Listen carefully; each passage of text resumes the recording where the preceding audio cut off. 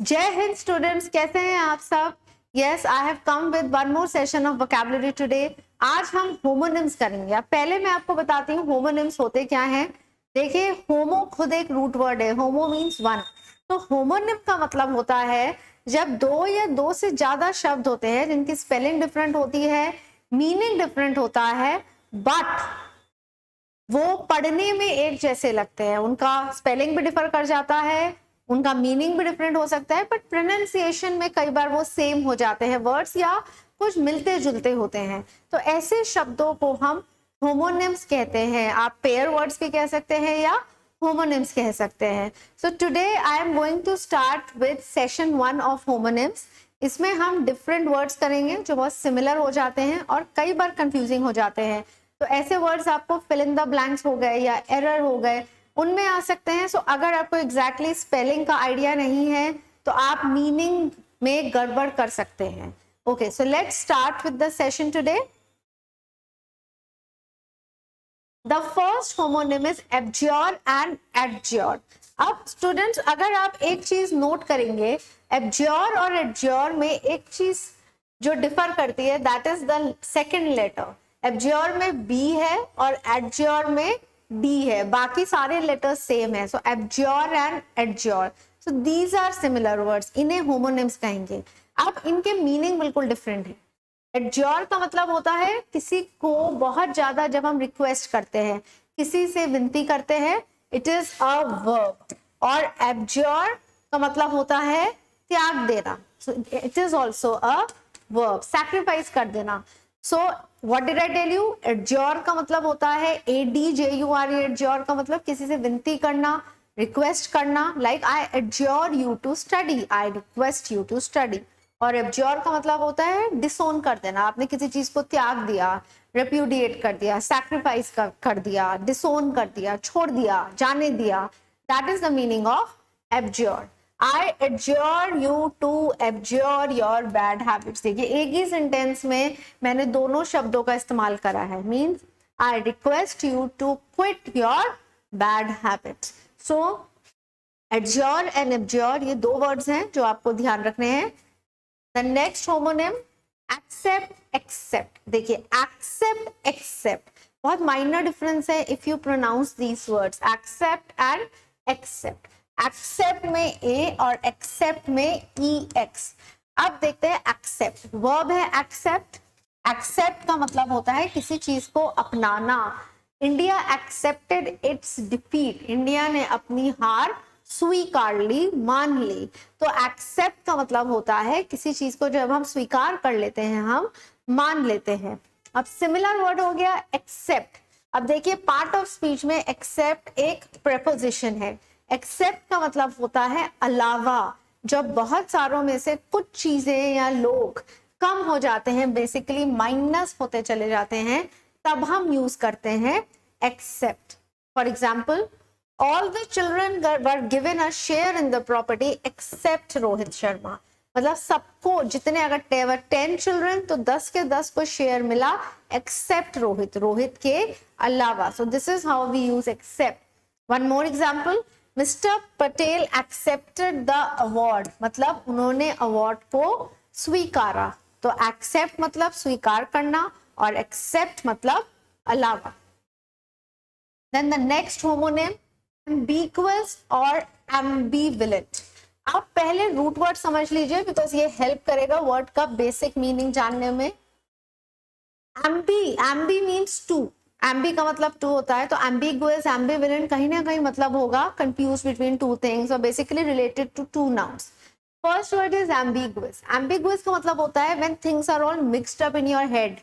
ठीक है, तो हम कहते हैं वी आर फीलिंग एम्बिगुअस, मतलब हमें जो चीजें हैं वो बहुत अनक्लियर है। Having more than one meaning open to different interpretation. जब एक चीज का बहुत सारे मतलब निकले, एक बात के बहुत सारे मतलब निकले, तो क्या होगा, you are all mixed up. That is ambiguous, means आप अनक्लियर हो what is the exact meaning of this word या व्हाट दिस स्टेटमेंट और व्हाटएवर। एम्बिवेलेंट होता है हैविंग मिक्स्ड फीलिंग्स। कई बार क्या होता है, जब हम कोई काम करने जा रहे होते हैं, हम खुश भी होते हैं बट हम वरिड भी होते हैं। So this is called ambivalent. जब एक मिक्स्ड फीलिंग होती है, कई बार होता है ना, करे नहीं करे, नहीं करना चाहिए या करना चाहिए, मतलब जब दो तीन तरह की फीलिंग्स हमारे दिमाग में चल रही हैं, that is the meaning of ambivalent. Now look at the sentence. The tenant's character sounded a bit ambiguous, hence the landlady was ambivalent about renting her apartment। मतलब जो टेनेंट था, जो किराएदार था, उसको लेके कुछ क्लैरिटी नहीं थी लैंड लेडी के माइंड में, इसलिए वो कंफ्यूज थी, उसके अंदर मिक्स फीलिंग्स थी कि क्या मैं अपना घर किराए पर दूं या नहीं दूं। सो एम्बिवेलेंट मीन्स मिक्स फीलिंग्स होना, काम करे ना करे, सही होगा नहीं होगा, और एम्बिगुअस मतलब अनक्लियर और uncertain about something. Next is affect effect. Students very very important, कई बार पहले भी आया हुआ है, सीडीएस में आया हुआ है, सिमिलर वर्ड्स में, एनडीए में भी आया हुआ है, एंटोनिम्स सिनोनिम्स में, वेरी वेरी इंपॉर्टेंट। अब देखिए, affect is a verb, it can also be used as a noun. अब जब आप इसको एज अ नाउन यूज करेंगे तो हम स्पेलिंग चेंज हो गई इफेक्ट। एक्चुअली AFFECT और EFFECT, अफेक्ट इफेक्ट में यही फर्क है। अफेक्ट एक वर्ब है और इफेक्ट एक नाउन है। इनका मतलब होता है असर डालना, प्रभाव। जब हम अपना प्रभाव छोड़ देते हैं किसी पर, तो अफेक्ट होता है प्रभाव डालना, एज अ वर्ब एक्शन है, और इफेक्ट होता है प्रभाव, it's a noun. AFFECT means to influence. The venom affected the villain, मतलब venom मतलब जहर जो था उसका असर पड़ा विलन पे, और इफेक्ट होता है my advice has no effect on him, मेरी सलाह का उस पर कोई प्रभाव नहीं पड़ा, कोई असर नहीं हुआ। So please remember AFFECT effect is a verb, मतलब असर डालना, और EFFECT effect is a noun, मतलब असर, it's just a thing. The next one, amoral and immoral. Again, very good words. Amoral is not concerned with morality. देखिए मैंने clearly mention करा हुआ है। Moral क्या होता है? जैसे होते हैं ना moral of the story, आपने स्टोरी से क्या सीख ली, तो moral होता है your values, your ethics, जो आपने सीखा है। तो अमोरल का मतलब मोरालिटी से नहीं है, तो first of all don't get confuse. Yes, the next word immoral का मतलब मोरालिटी से होता है, बट अमोरल का कोई कंसर्न मोरालिटी से नहीं है। तो अमोरल का मतलब होता है basically anything which is your duty, it's not concerned with activity. ये हमारी ड्यूटी या रिस्पॉन्सिबिलिटी के लिए यूज होता है, या हमारा राइट आप कह सकते हैं, कोई चीज का हमारा हक है, तो वो तो हम करेंगे ही ना, तो उसमें मॉरली करेक्ट या इमोरल होने का कोई कॉन्सेप्ट नहीं आता। अब जैसे आप सेंटेंस पढ़िए, study is an amoral activity, we study because it is a duty and right. ये मॉरल है, मतलब हमने क्या सीखा, या ये जस्टिफाइड है या नहीं है, ये सही है या नहीं है, उससे मतलब नहीं है कि कितना एथिकल है। पढ़ाई हमारी जरूरत है, it's a right and not necessity. तो अमोरल यूज होता है उन चीजों के लिए जो हमारा राइट होता है या responsibility. For example voting, to vote is amoral, voting is an amoral activity because it's a right and it's a responsibility.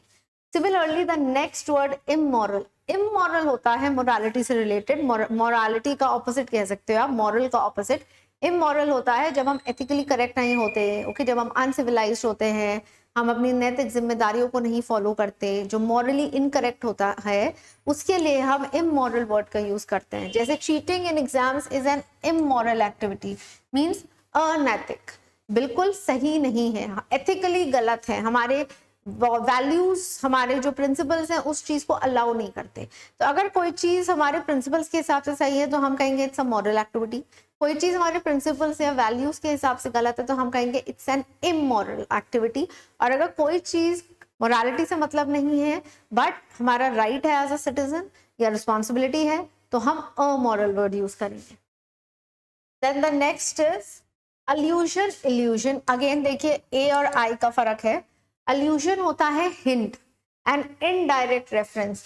जब हम किसी को एक हिंट देते हैं, वी इंसिन्यूएट समवन, किसी को एक इशारा देते हैं।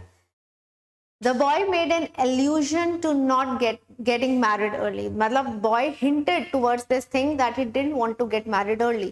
तो allusion मतलब होता है एक hint देना, किसी को पहले ही किसी चीज के बारे में indirectly बता देना। Illusion होता है a false perception of reality, basically a dream। Illusion होता है जब हम चीजों को सोचने लगते हैं जो एक्चुअली में एग्जिस्ट नहीं करती। अगर आपको सपोज कुछ आपको दिखे कि कोई डिजर्ट है जबकि वो एग्जिस्ट नहीं करता, तो इट्स एन इल्यूजन। तो इल्यूजन होता है भ्रम, और इल्यूजन होता है हमारा भ्रम, ड्रीम, कि हम कोई चीज इमेजिन कर रहे हैं, चाहे खुली आंखों से इमेजिन कर रहे हैं, दिन के टाइम कर रहे हैं। So basically it's an illusion. They saw a mirage, that is a type of illusion. वो लोग डेजर्ट में देखते हैं, you don't see it in your house, so basically it's an illusion.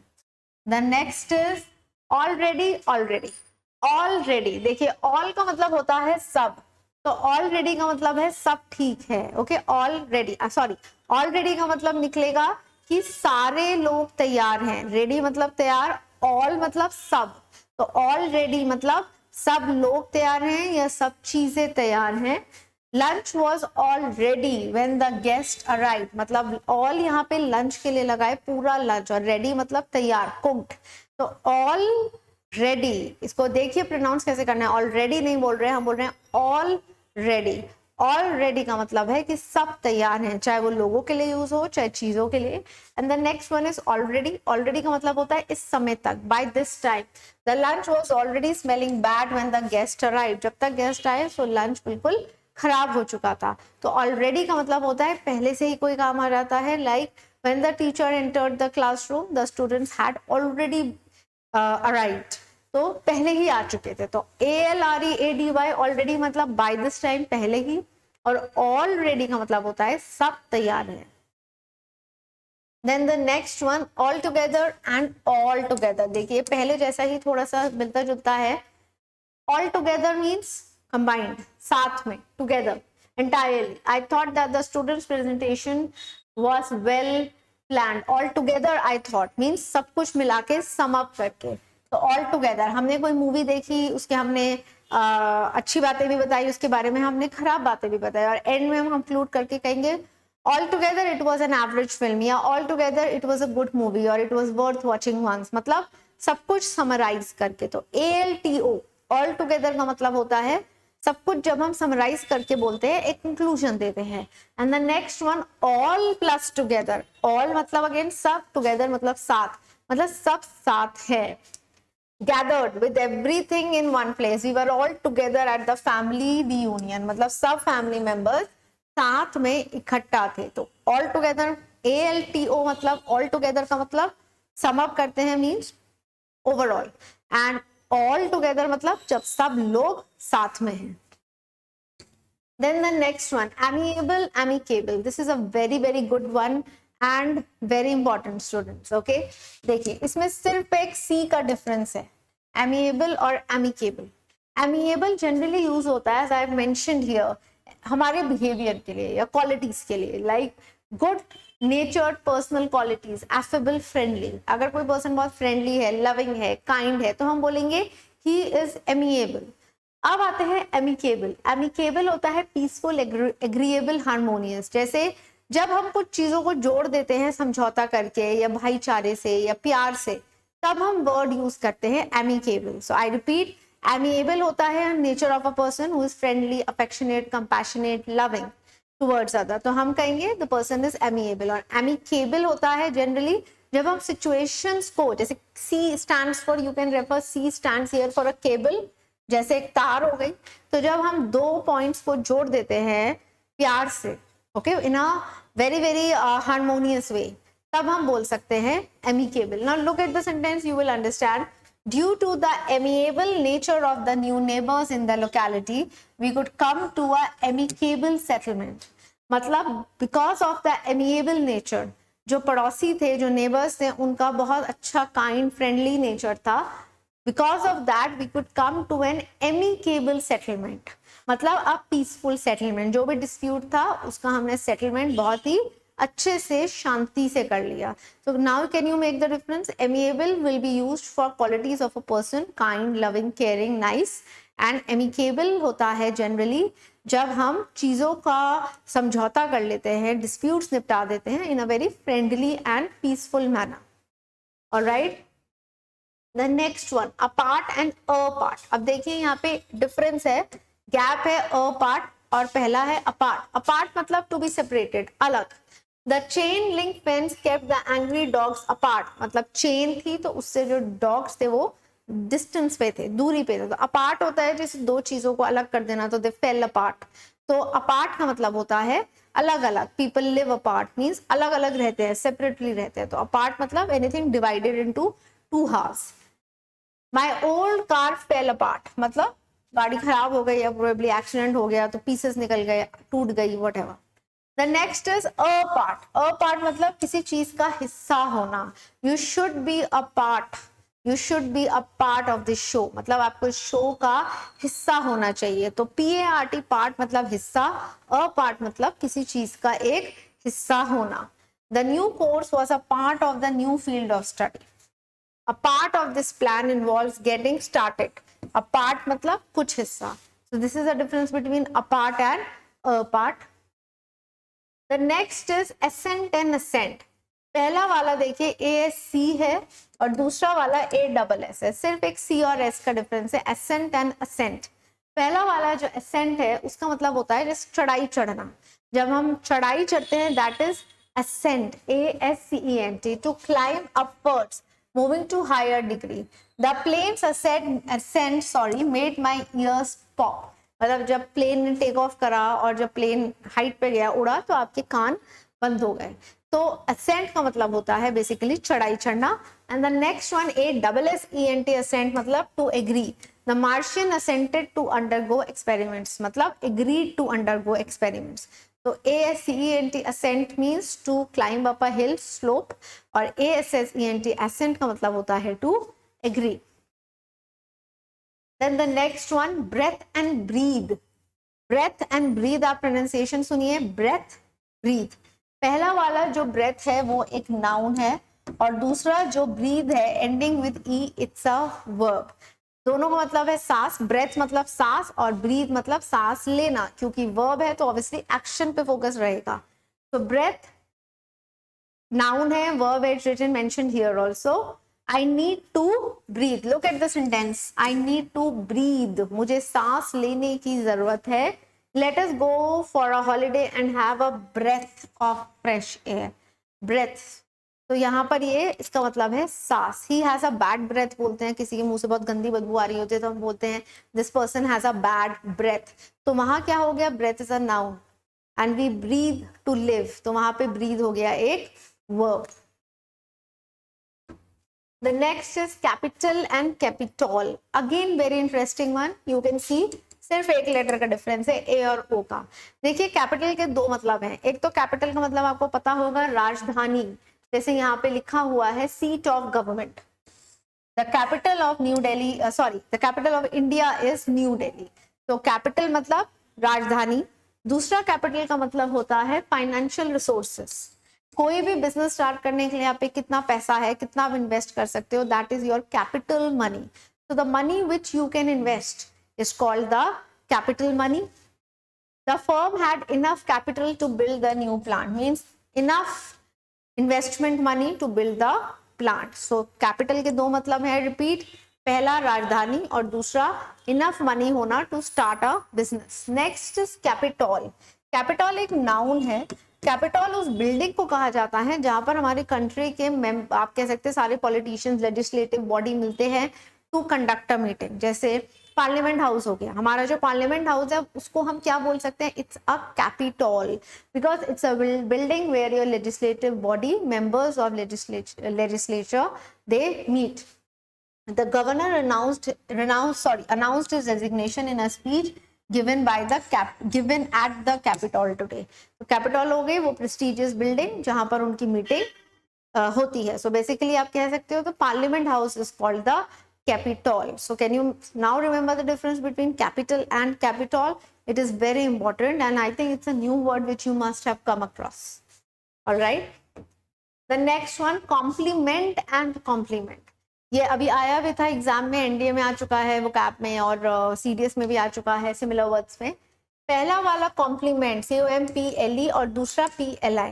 पहला वाला कॉम्प्लीमेंट होता है समथिंग दैट कंप्लीट्स, मतलब जो किसी चीज को पूरा करता है। अगर आपने कोई ड्रेस पहना है, उससे आपने कोई एक्सेसरी पहन ली तो एक्सेसरी मैच कर रही है, अच्छी लग रही है, so we can say this compliments you, this piece of jewellery compliments you, मतलब या बेसिकली इसको पूरा कर रही है, इस पीस ऑफ ज्वेलरी के बिना आपकी ड्रेस अधूरी लगेगी। तो कोई ऐसी चीज जो दूसरी चीज को पूरा करती है। For example this necklace compliments the dress. दूसरा कॉम्प्लीमेंट होता है किसी को, किसी की तारीफ करना, praise. The professor complimented Betty on her proper use of a comma to praise someone, right? किसी की तारीफ करना, I complimented him on his success, I congratulated him, I complimented him। तो कॉम्प्लीमेंट होता है किसी की तारीफ करना, और पहला वाला कॉम्प्लीमेंट PLE कॉम्प्लीमेंट होता है जब कोई चीज किसी के साथ मैच कर रही है या कोई चीज किसी के बिना इनकम्प्लीट है और उसको पूरा कर दिया, तब हम कहते हैं complement. The next one again very important, conscience and conscious। देखो conscience का मतलब होता है sense of right and wrong. जब हमें पता होता है कि हम कर रहे हैं वो सही है या वो गलत है, that is the meaning of conscience। The student conscience kept him from cheating। मतलब उसका जो आप कह सकते हो एक सिक्स्थ सेंस हो गया, या उसकी वो समझने की चीजों को समझने की क्षमता सही या गलत, उसने उसको चीटिंग करने से रोका। तो कॉन्साइंस का मतलब होता है the sense of right and wrong. और कॉन्शियस मतलब अब एक जब हम अपने होश और आवाज में होते हैं। कॉन्शियस अनकॉन्शियस सुना होगा, कोई अनकॉन्शियस है मतलब वो बेहोश है, कॉन्शियस है मतलब अपने पूरे होश और आवाज में है। I was conscious when the bugler entered the house, मतलब जब चोर मेरे घर में घुसा तो मैं उठा हुआ था, मैं पूरे अपने होश और आवाज में था। So I repeat, conscience very good word, it can come, आपको वो कैब में आ सकता है, एंटोनिम्स सिनोनिम्स में आ सकता है। कॉन्साइंस का मतलब होता है द सेंस ऑफ राइट और रॉन्ग, द सेंस जो आपको बताती है क्या सही है और क्या गलत है। और कॉन्शियस होता है जब हम किसी को चीज को लेकर सतर्क होते हैं, ठीक है, अलर्ट होते हैं पूरे होश और आवाज में। कॉन्शियस का ऑपोजिट हो जाता है अनकॉन्शियस। अनकॉन्शियस मीन्स जैसे कोमा में होना या फेंट हो जाना। The next one, council versus council, CIL और SEL। देखिए council is a group that consults or advises। council एक ग्रुप हो गया, ठीक है, जिसमें मेंबर्स होते हैं जो आपको एडवाइस करते हैं आपके करियर से रिलेटेड। मैरिज काउंसलर्स होते हैं। नाउन होता है councillor, councillors are people who are a part of council, okay. या आपका इंडियन काउंसिल होता है, एजुकेशन काउंसिल होता है, मतलब एक टीम हो गई जिसमें बहुत सारे लोग हैं जो किसी एक चीज पे डिसीजन लेते हैं।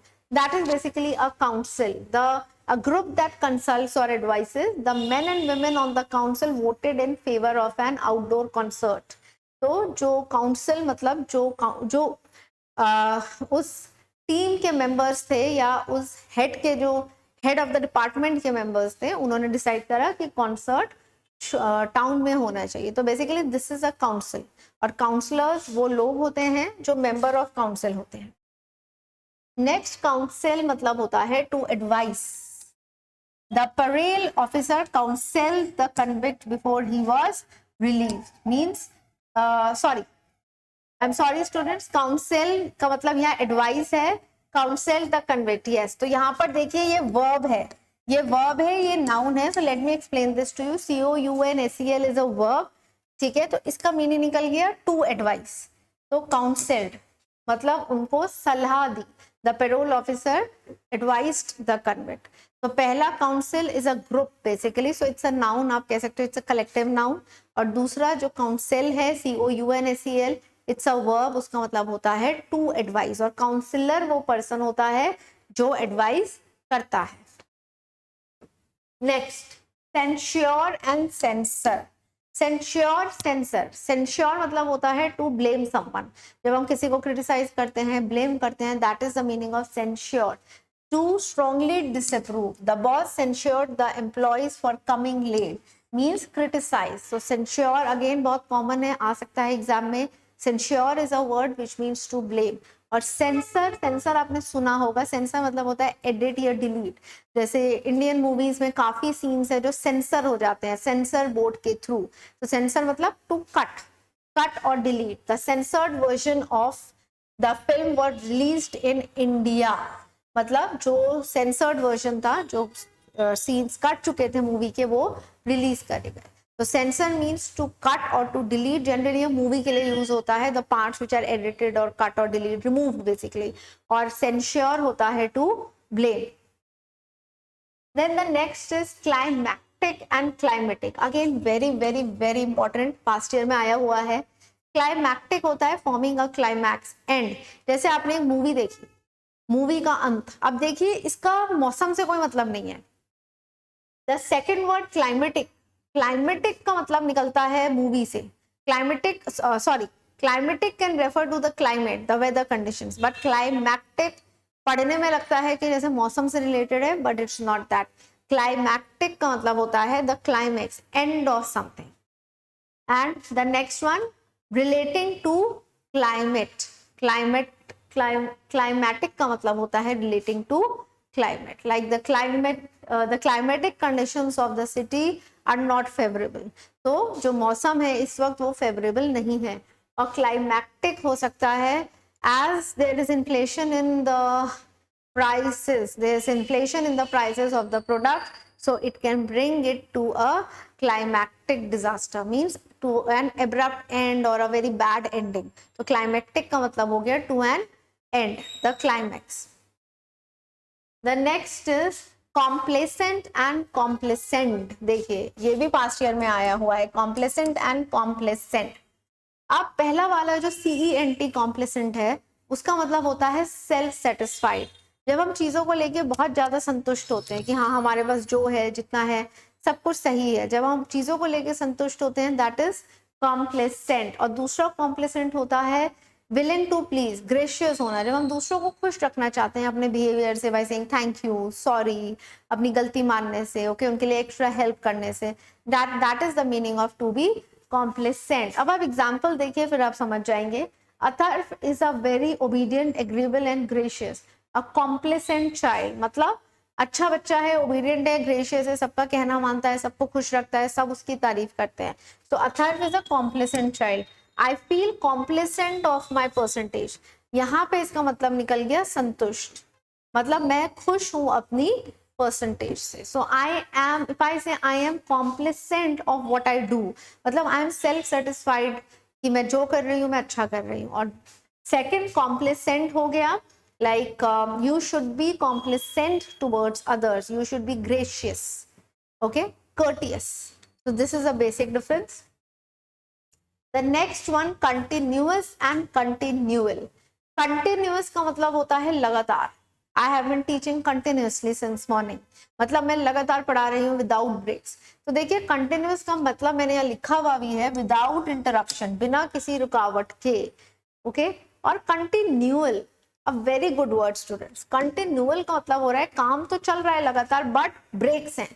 जब उसमें रुकावट हो रही है, थोड़ा होता है फिर रुकता है, फिर होता है फिर रुकता है. When there are breaks in between, see happening frequently, मतलब ऐसा नहीं है कि लगातार एक पेस पे हो रहा है, बट हो रहा है बट रुक रुक के हो रहा है. Now you look at the sentence.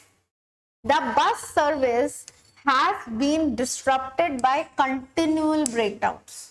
मतलब बस चल रही है, ठीक है, या बस सर्विस है कि बस एक आ रही है जा रही है, आ जा जाना तो लगातार चल रहा है बस का, बट विद ब्रेक्स. अगर आप यहाँ से Delhi to Dehradun to New Delhi भी ट्रैवल करते हैं, बस थोड़ा सा गई, फिर कहीं उसने स्टॉप करा, फिर थोड़ा सा मूव करा, फिर उसने स्टॉप करा, तो what is that? That is continual.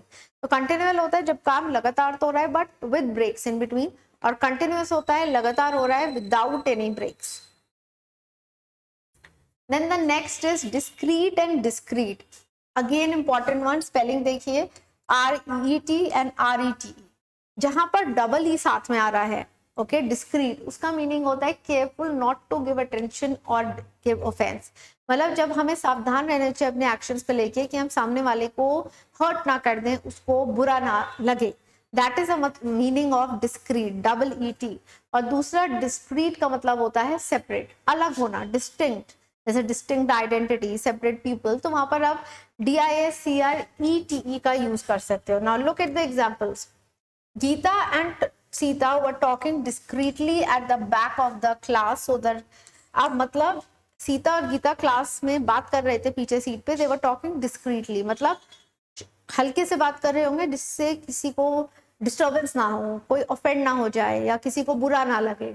But the teacher saw them and the teacher made them sit at discrete places. मतलब टीचर ने उनको अलग अलग सीट्स पे बिठा दिया. So discrete, WTE मतलब जब हम कोई ऐसा एक्शन करते हैं जिससे दूसरा पर्सन डिस्टर्ब ना हो जाए, इफेक्ट ना हो नेगेटिवली।